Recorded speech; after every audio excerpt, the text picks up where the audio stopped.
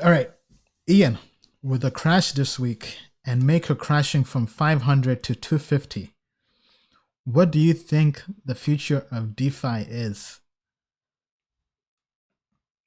Good question.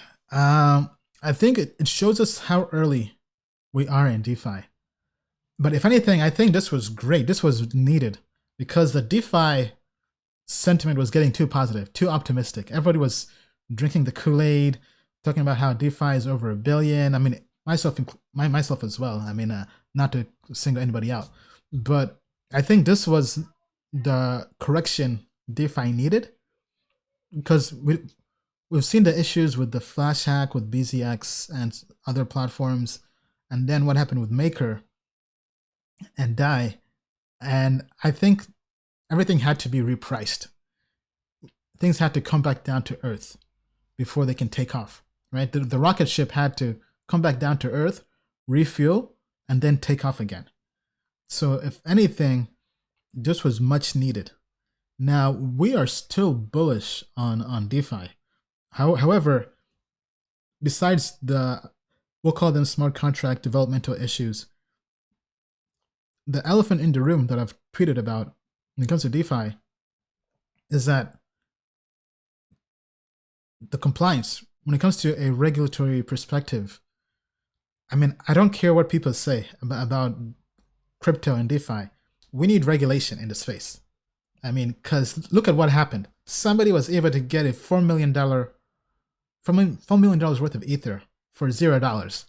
And he's going to get away with it because we don't want any regulation or intervention. I mean, everybody talks about, let's have a free market and all that. But as soon as stuff hits the fan, people are looking for somebody to call and ask for them for their money back. Okay, so I think we have to take all of that with a grain of salt. I'm still very bullish on DeFi. If anything, now was a very good time for the entire community to reevaluate and bounce back even stronger because Maker ended up having a emergency vote. I didn't read all the details after the vote, but I think they made some drastic changes to how they do everything, and hopefully they gave solutions on how they'll fix it.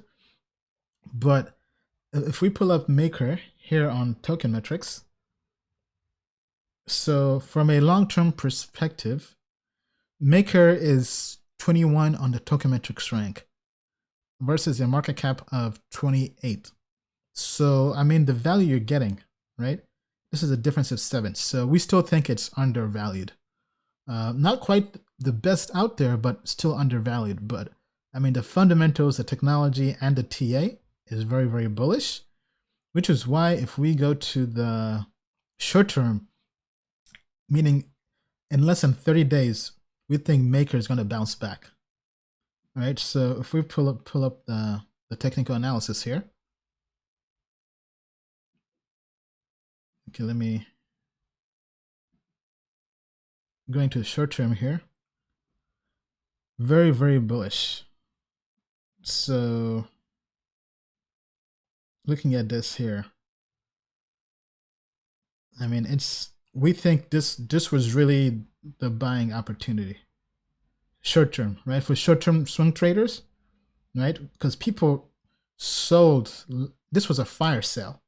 So if you bought here, we think that the probability is you could make a very good amount of money based on that trade.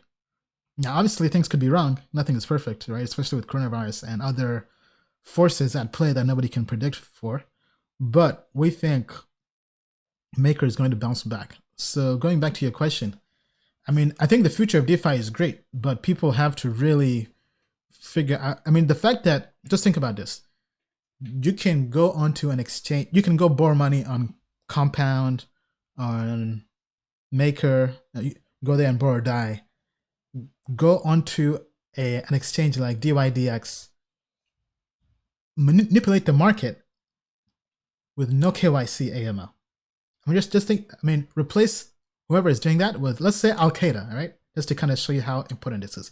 Imagine if Al Qaeda got their Bitcoin or Ether, went on to DAI, borrowed a bunch of money from somebody else, put that on Compound or DYDX, and just margin traded on 50x leverage with no KYC AML. Do you think the FBI is going to be cool with that? Do you think any government is going to be cool with that? Because that defeats the entire purpose of why they've been fighting terrorism and all these other bad actors on the blacklist that they have and they share across. I mean, why are they doing FATFA, right? Why are they forcing exchanges to share the KYC with each other? I mean, if people could just circumnavigate that. I mean, yes, I know it's hard to shut down, but even these DeFi projects are still centralized in a way.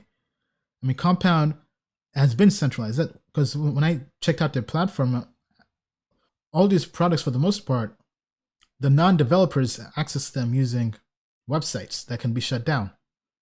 And I mean, nobody's going to use, besides developers, nobody's going to use these platforms via smart contract. I mean, that's not going to scale and go mainstream. If we're talking about reaching the mainstream audience, they access these platforms via a centralized manner. Yes, they can shut them down. I mean, because they've done that with Ether Delta, and others can pop up. But after a while, people will get tired of having to switch different websites. So I think until DeFi figures out that KYC AML, it's going to be tough. But regardless, though, I'm still bullish on DeFi. And I think what happened in the last week was needed. It was mispriced. That's why the fire sale happened. And that was really a good opportunity to learn more about how DeFi can improve. Also maybe buy the dip.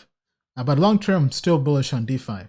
But if I had to pick projects, very few projects that have tokens that are investable would be worthy of putting money in, right? And I think DeFi is definitely one of those projects. Okay. Let me know what you guys think in the comments down below.